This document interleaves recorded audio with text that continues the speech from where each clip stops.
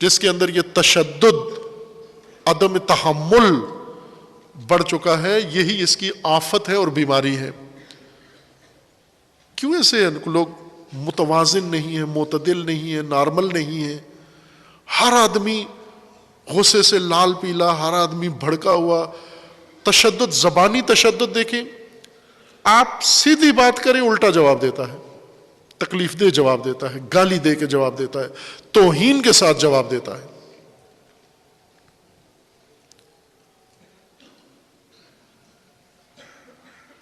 آپ کسی کو کہیں کیا حال ہے بھائی، وہ کہتے ہیں منہ دیکھ اپنا تو پہلے، اس نے تو عزت کی ہے، آپ کی حال پوچھا ہے آپ کا، لیکن یہ آگے متشدد انسان ہے، اس کے اندر سے تشدد ہی نکلا ہے، لفظی تشدد، گفتگو کا تشدد، اظہارات کا تشدد، قلمی تشدد، اور خصوصاً تشدد میں امامت مذہبی طبقے کو حاصل ہے۔ ان میں ذرا برابر گنجائش نہیں ہے، سخت تشدد کے ساتھ۔ جو بھی ان کی رائے سے ہٹ کر سوچتا ہے یہ اس کے خلاف بہت متشدد ہے۔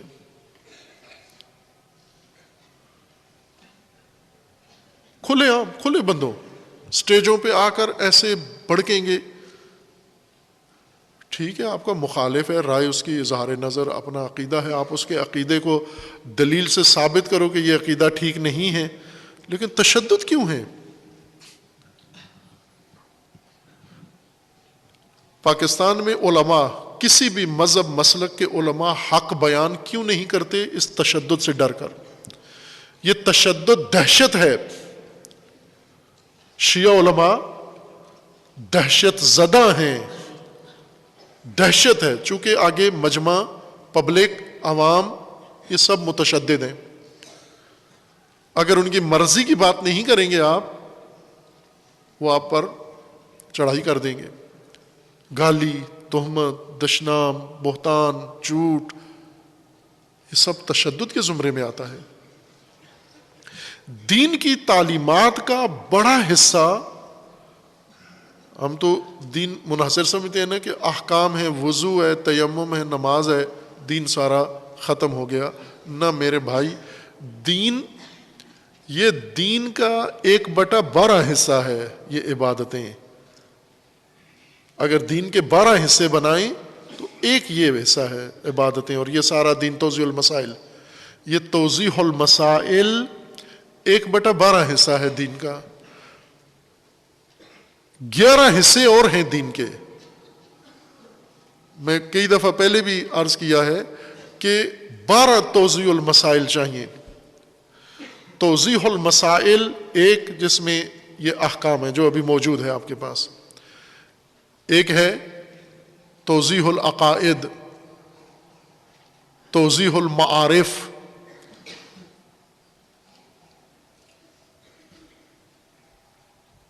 توضیح الآفات۔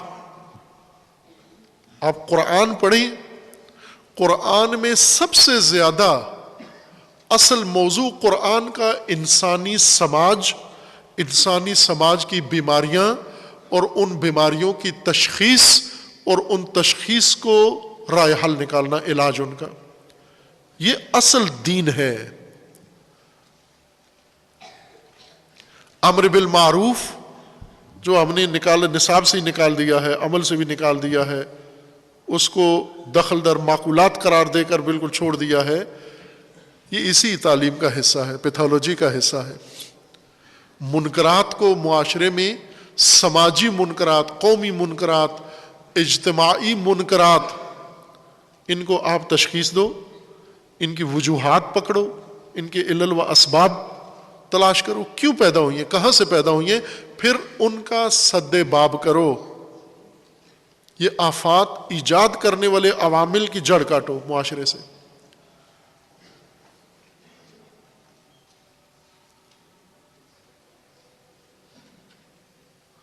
آپ دیکھیں تشدد سب محسوس کر رہے ہیں، چونکہ ہم خود بھی اندر سے متشدد ہیں، اس وجہ سے دوسرے کا تشدد ہمیں عجیب نہیں لگتا، خود بھی تو متشدد ہیں۔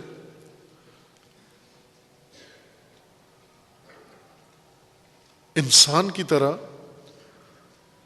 نارمل آدمی کی طرح تو ہماری کوئی رویہ نہیں ہے، اب نارمل رویے ہیں سب کے، اور مذہبی سب سے زیادہ، اور مذہب میں باقاعدہ تشدد کو مقدس چیز قرار دے کر تدریس کیا جاتا ہے، پڑھایا جاتا ہے، تعلیم دی جاتی ہے، اور متشدد کو ہی مومن سمجھا جاتا ہے، جو متشدد نہیں ہے وہ مومن نہیں سمجھا جاتا، اسے بزدل، اسے بے غیرت، اسے فلاں کہہ دیتے، چونکہ تشدد نہیں ہے اس کے اندر۔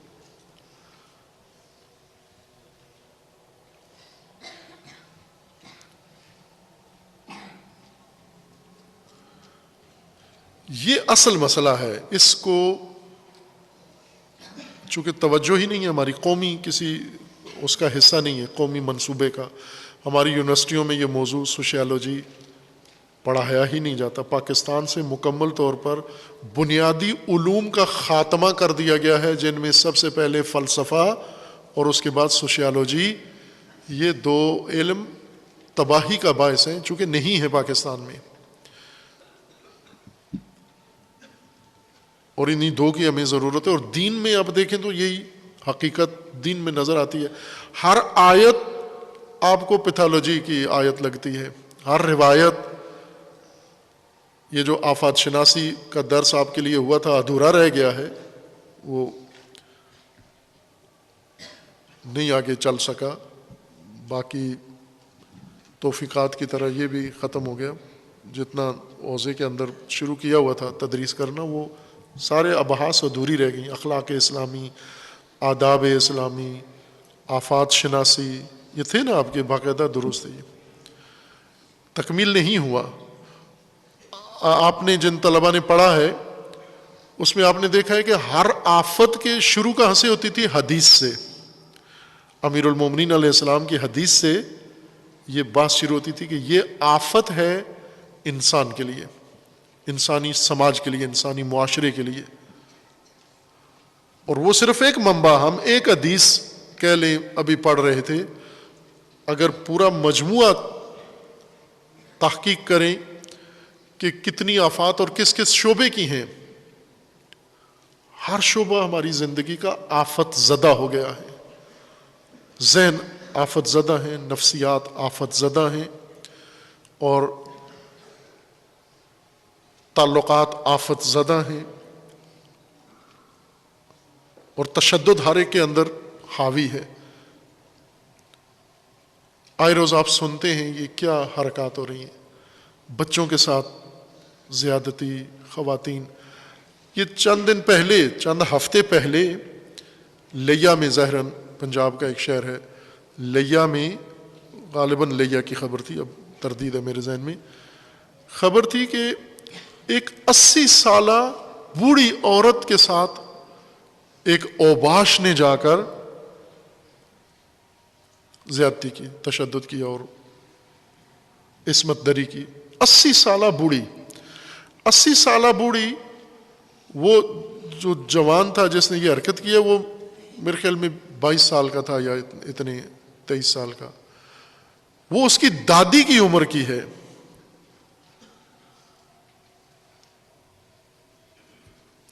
یہ آفات ہے نہیں؟ آفات، آفت زدہ معاشرہ، جنسی مسائل میں آفت زدہ، مذہبی دنیا میں آفت زدہ، لین دین میں، تجارت میں آفت زدہ۔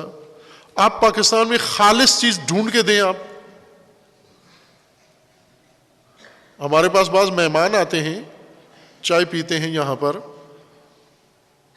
اور وہ کہتے ہیں کہ دودھ تو ہم بھی خالص لیتے ہیں، لیکن آپ کے ہاں جو چائے پیتے ہیں دودھ کا اور ہی ذائقہ ہے، تو ہمارا خالص دودھ ایسا ٹیسٹ کیوں نہیں ہے اس کا؟ اس لیے کہ وہ آپ کا خالص بھی آفت زدہ ہے، وہ ٹیکا لگایا گیا ہے بھینس کو، وہ ٹیکے کا دودھ ہے، بھینس کا دودھ نہیں ہے۔ یہاں جو ہم دودھ دیتے ہیں اس میں صرف بھینس نیچرل، صرف چارہ چرتی ہے بس، اس کے علاوہ کوئی انجیکشن، کوئی فالتو چیز، کوئی کیمیکل، کچھ بھی اس کو نہیں کھلایا جاتا۔ تو فرق تو ہوگا نا، وہ خالص آپ کا، یہ خالص نہیں ہے۔ آپ پاکستان میں کھانے کی کوئی چیز خالص ڈھونڈ کے دکھا لیں کہ یہ خالص چیز ہے، گٹر کے پانی سے سبزیاں اگاتے ہیں، گٹر کے پانی سے فروٹ اگاتے ہیں، یہی گٹر کا گندا پانی ٹوائلٹ کا، یہ آفت ہے نا۔ ہر شعبہ متاثر ہو گیا ہے۔ یہ آفات ہیں۔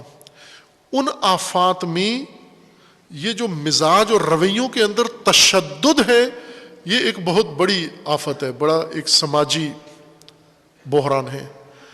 اور ہمارے پاس، ہم بحران کھڑے کرنے کے ماہر ہیں۔ یہ موجودہ حکومت، وزیر اعظم صاحب جب نہیں تھے اقتدار میں تو ڈائلاگ بولتے تھے، وہ اگر آپ ان کے الیکشن سے پہلے کے تقریریں سنیں تو بہت انسان کو تعجب ہوتا ہے کہ اس پہ روئے ہنسے، کیا کرے، اینٹ سار میں مارے یا سار اینٹ پہ جا مارے، آدمی کس کو کس پہ مارے۔ اس وقت کہتے تھے 100 دن صرف مجھے دے دیں، 100 دن کے اندر پورا ملک سنوار دوں گا، کرپشن ختم کر دوں گا، باہر سے دنیا سے نوکریاں کرنے لوگ یہاں پر آئیں گے، تیل ملک سے نکالوں گا، گیس ملک سے نکالوں گا، اور یہ عام کر دوں گا، وہ عام کر دوں گا۔ کچھ بھی جو وہ خراب پاکستان تھا اس کو مزید برباد کر دیا، اور ابھی بھی چھوڑنے کے لیے تیار نہیں ہیں۔ ظاہر ہے جب سب سے سستا ترین دنیا کا ملک ہے تو اس کو کیوں چھوڑیں گے ہم؟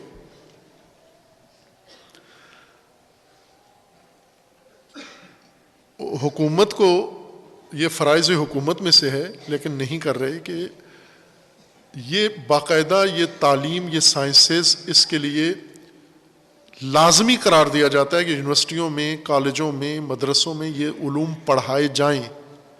ابھی نصاب اصلاح کر رہے ہیں، لیکن یہ اصلاح نصاب، اس میں اصلاح والی کوئی شے نہیں ہے، صرف FATF IMF جو کچھ کہتے ہیں کہ یہ نصاب میں چینج لائیں وہ کر دیتے ہیں، اپنی مشکلات دیکھ کر کوئی مسئلہ حل نہیں کرتے۔ ہم یہ دیکھنے کے لیے کہ ہمارے ہاں بچوں میں تشدد کیسے آتا ہے، بڑوں میں کیسے آتا ہے، بوڑھوں میں، عورتوں میں، جوانوں میں، پڑھے لکھے ان پڑھوں میں، سب میں تشدد کیسے آتا ہے، اس کے لیے ہمیں پیتھولوجی کی ضرورت ہے، یعنی سوشل پیتھولوجی، یا ترجمہ اس کا کیا ہے آفات شناسی، علم آفت شناسی، وہ علم جس میں آفات اجتماعی سماجی پڑھائی جائیں، بتائی جائیں۔ یہ اس لیے اشارہ کیا تھا کہ یہ ارادہ کیا تھا کہ انشاءاللہ اگر اللہ نے توفیق دی طالب علمی جاری رکھنے کی، تو وہ ضروری جو موضوعات ہیں جن کو ہر صورت میں باقی جو رائج مرسوم سرگرمیاں ہیں طالب علموں والی، ان کے بجائے یہ متروکہ کام جو نہیں کیا کسی نے وہ کرنے ہیں۔ لیکن یہ آپ کے آشیانے بنانے سے ہی فرصت نہیں ملتی، مٹی ملبہ اور تعمیرات سے ہی فرصت نہیں ملی۔ امید ہے اللہ تعالیٰ سے، دعا بھی ہے کہ خداوند تعالیٰ توفیق دے، اور اگر ملک کے اندر دوسرے لوگ کریں تو بہت اچھی بات ہے، لیکن اگر برفرض نہیں کہیں ہوتا تو خداوند تعالیٰ توفیق دے انشاءاللہ اس کو ہم باقاعدہ ایک علم کے طور پر پہلے اس کو تدوین کریں، اور پھر اس کو اپنی قوم کو، بچوں کو پڑھائیں، تاکہ کل کی نسل آگاہ ہو اپنے سوشل مسائل اور اجتماعی مسائل سے کہ یہ پیدا کیوں ہوتے ہیں اور ان کو ختم کرنے کا راستہ کیا ہے۔ پہلے اپنی ذات سے ختم کریں، اپنے گھر سے ختم کریں، اور پھر اپنے معاشرے میں ختم کریں۔ آپ ہر گھر میں دیکھیں تشدد، متشدد ذہنیت ہے۔ ایک گھر کے اندر عورتیں ہیں، ان کی حیثیت مختلف ہوتی ہے۔ مثلا ایک گھر کے اندر ماں ہے، اس کی بیٹیاں ہیں، اس کی بہو ہیں، اور ان کی چچیاں ہیں، خالائیں ہیں۔ ان عورتوں کے لہجے اور رویے دیکھیں، لہجے ان کے، خون اترا ہوتا ہے ان عورتوں کے اندر ایک دوسرے کے بارے میں۔ یہ تجربہ تو سب کا ہے نا، ہر گھر میں ہے۔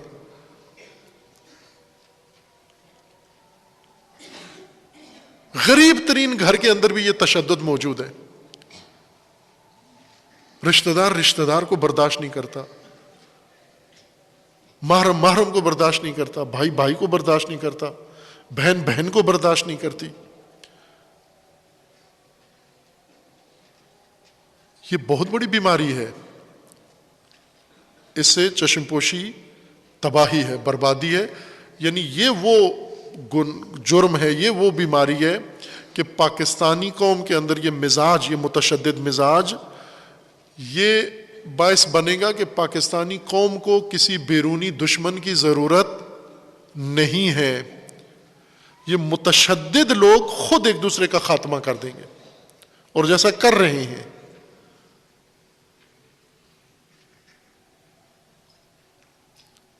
ایک آدمی آتا ہے اسلحہ لے کر، گن لے کے، اپنی رشتہ داروں کو مار کے چلا جاتا ہے، اپنا ہی خاندان ویران کر کے چلا جاتا ہے. اور یہ تشدد ہر سطح پر ہے. آپ اسکولوں میں جا کر دیکھیں، تشدد، ٹیچر متشدد، سٹاف متشدد، بچے متشدد. تنبیہ ہے، تعلیم کے اندر تنبیہ ضرور ہے، لیکن تشدد علیحدہ چیز ہے، تنبیہ الگ چیز ہے.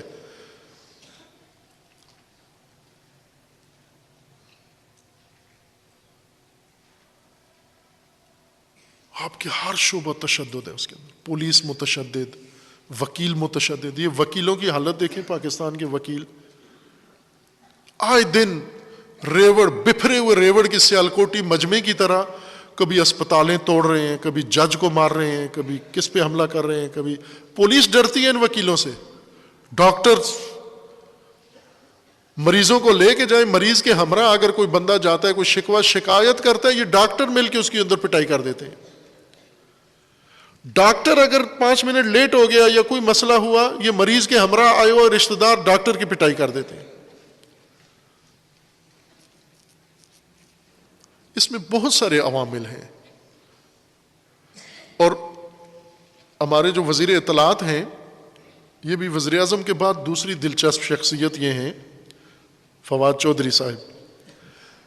بعض اوقات اقتدار کے اس خمار میں ہوتے ہیں، اقتدار والی باتیں کرتے ہیں، جو پارٹی پالیسی ہے، وزیر اعظم کے ترجمان بن جاتے ہیں. بعض اوقات ایسے لگتا ہے کہ نہ، یہ بالکل انہیں نہ پارٹی کی پرواہ ہوتی ہے، نہ اپنے عہدے کی، بالکل کچھ اور فریکوینسی اپنا لیتے ہیں یہ وزیر اطلاعات، اور بڑی دانائی کی باتیں بعض اوقات کر جاتے ہیں، بہت ہی گہری بات کر جاتے ہیں.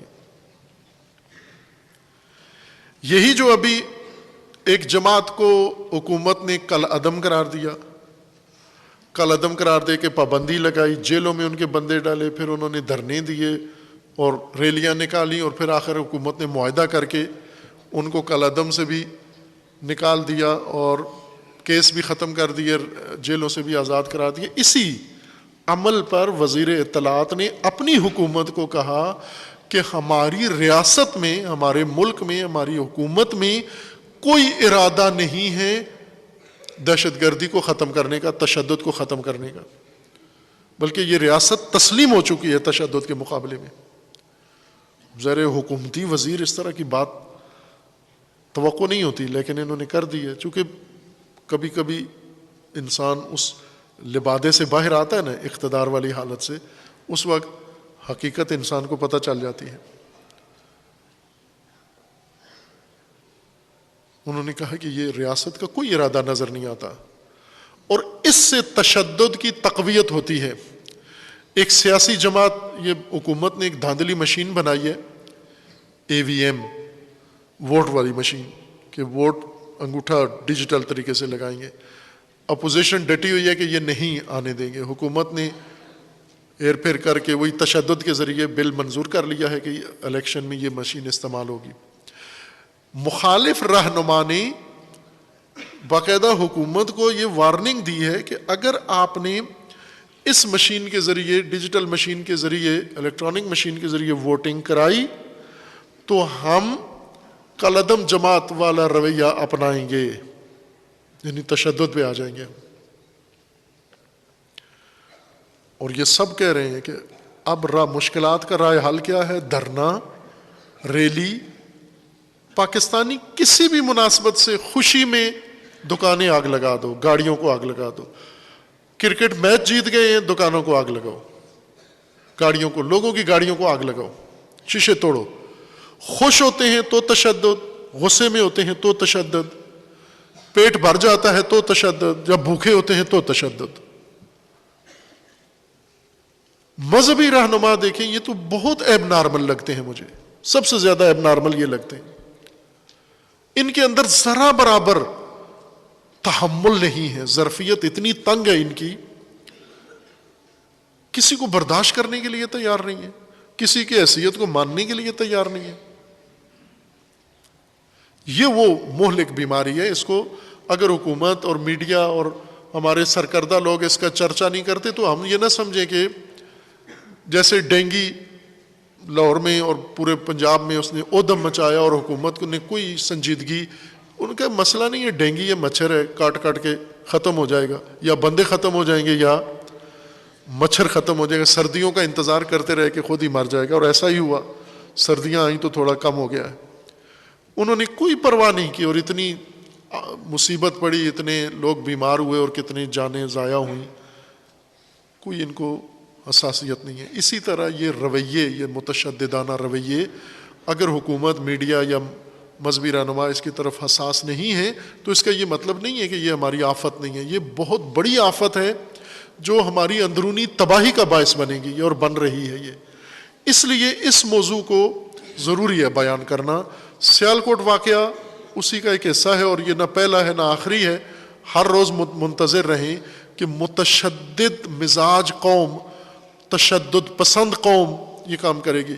کل تک تو ہم ہندوؤں پر، ہندو یہی کام کرتے ہیں ہندوستان میں، بلوے کرتے ہیں اور مسلمانوں کو تشدد کا نشانہ بناتے ہیں، تو خود پاکستان میں کم تشدد ہے؟ ہندوؤں نے ان سے سیکھا ہے۔ ہندو مذہب بحیثیت مذہب، ہندو مذہب کے اندر تشدد کی کوئی گنجائش نہیں ہے، یہ ہمیں معلوم ہونا چاہیے۔ بدھ مذہب اور ہندو مذہب، یہ دو مذہب ایسے ہیں، دین ایسے ہیں کہ جن کے اندر تشدد کسی طرح سے بھی روا نہیں ہے۔ آپ یہ گوشت نہیں کھاتے، چونکہ یہ بھی ایک تشدد ہے، جانور ذبح کرنا، جانور کاٹنا۔ مکھی مچھر حشرہ نہیں مار سکتے آپ خود دور ہو جائیں اس سے تاکہ آپ کو تکلیف نہ دے۔ سانپ، بچھو اور یہ زہریلی مکھیاں، یہ کچھ بھی نہیں مار سکتے آپ، جرم ہے یہ۔ اتنا مذہب ہے امن پسند، لیکن انہی ہندوؤں کو دیکھیں اس وقت تشدد کی جنون ان پر سوار ہے، اور کس طرح سے بلوے کر کے اور عورتوں اور مردوں کو مار مار کے ہڈیاں توڑ کے اور کر رہے ہیں۔ بدھ مذہب والوں نے میانمار میں، برما میں کس طرح سے مسلمانوں کو زندہ آگ میں پھینکا اور زندہ دریاؤں میں، سمندروں میں پھینکا انہوں نے، عورتیں اور بچے۔ یہ مذہب ان کا امن کی تعلیم دیتا ہے، لیکن آج یہ تشدد پوری دنیا میں سب سے زیادہ ان کے اندر ایک آتش فشاں بن چکا ہے۔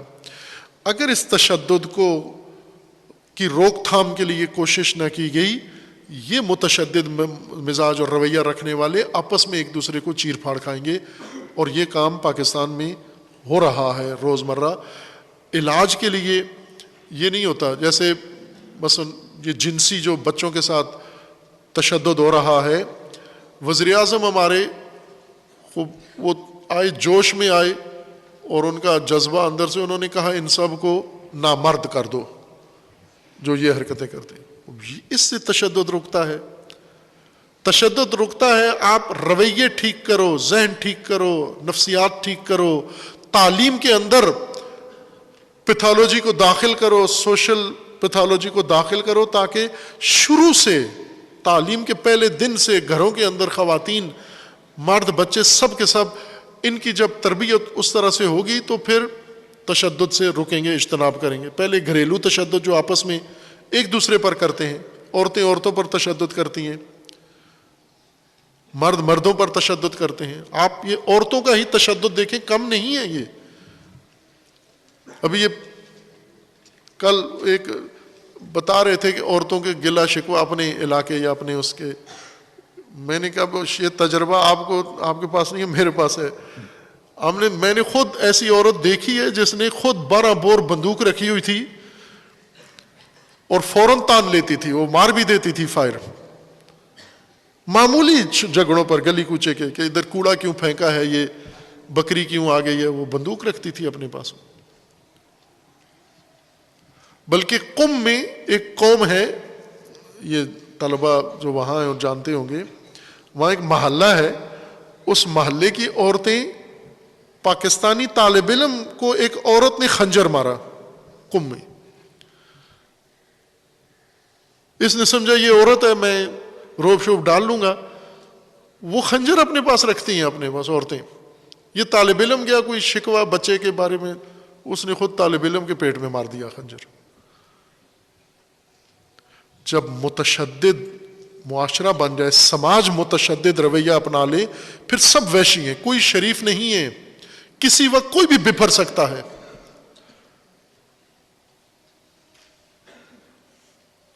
چور گیا، چوری کرتے ہوئے کسی نے مزاحمت کی، گولی مار دی. ڈکیت گولی مار دی. یہ آپ کی سڑک پر کتنے واقعات ابھی تک ہو چکے ہیں. یہ آپ کے مدرسے کے سامنے سے جو گزرتی ہے، آپ تھوڑی دیر کسی چوک پر کھڑے ہوں، آپ دیکھیں گے تشدد آمیز رویہ. دور جانے کی ضرورت نہیں، آپس کے رویے دیکھ لیں نا، آپس میں دیکھ لیں. ایک ماحول میں فرض کریں مدرسہ ہے، یہاں مدرسے کے اندر رہنے والے یہ آپس میں اساتید، ان کے رویے، طلبہ کے رویے، سٹاف کے رویے، سب متشددانہ تشدد کے ساتھ. یہ انسانی حالت نہیں ہے.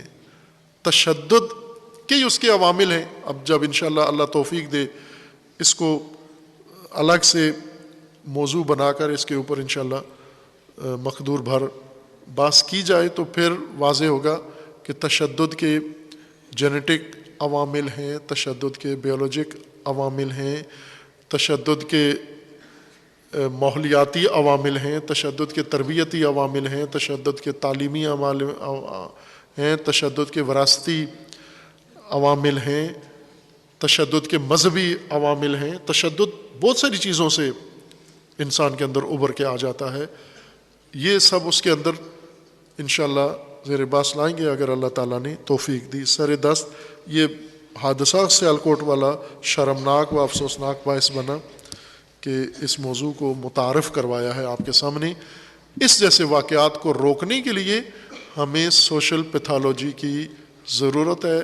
ریاست کے فرائض میں سے ہے، حکومت کے فرائض میں سے ہے، اربابان اختیار کے فرائض میں سے ہے کہ وہ یہ کام کریں. ملک میں یہ شعبہ قائم کریں، ادارے قائم کریں، دفاتر قائم کریں، محققین اس کے اندر رکھیں، اور وہ پھر یہ پیتھولوجی کر کے جس طرح زراعت کو محفوظ بنا رہے ہو، سماج کو بھی محفوظ بنانے کے لیے یہ کوشش حکومت کرے. اگر نہیں کرتے تو قرآن ہمارے ذمہ ڈالتا ہے امر بالمعروف اور نہی عن المنکر کا فریضہ، اور امر بالمعروف اور نہی عن المنکر اسی پر موقوف ہے، پیتھولوجی پر. اسی کے ذریعے سے ہم معروف زندہ کر سکتے ہیں اور منکرات کو ختم کر سکتے ہیں. اللہ تعالیٰ توفیق دے اور خداوند تبارک و تعالیٰ ہدایت دے اس نسل کو، ان جوانوں کو، اور یہ تشدد جیسی آفات سے اللہ تعالیٰ ان کو پاک کرے، منزہ فرمائے اور محفوظ فرمائے انشاءاللہ. وصلی اللہ علی محمد وآلہ الطیبین الطاہرین.